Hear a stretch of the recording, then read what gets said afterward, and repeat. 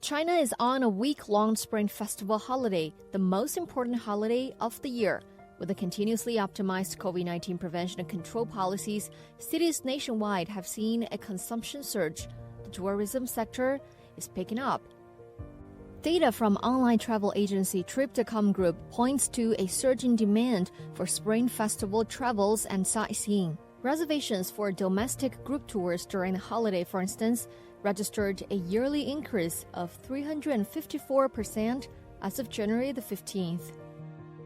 Folk performances, entertaining activities, and Spring Festival-related exhibitions are organized across the country to amuse tourists. 今天是大年初一，然后天气非常好，跟家人朋友一块儿来到佛衣山。来之前了解到这里春节期间有很多的精彩民俗表演。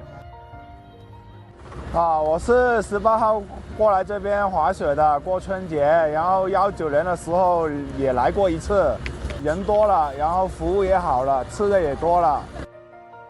Shops and markets have also regained their hustle and bustle as people are doing New Year shopping. 这两天商场人多，客流量也大，大家的生意都做得好。大家都走出家门了，商场里也更加热闹了。 商场里各式各样的节日主题活动，气氛很好。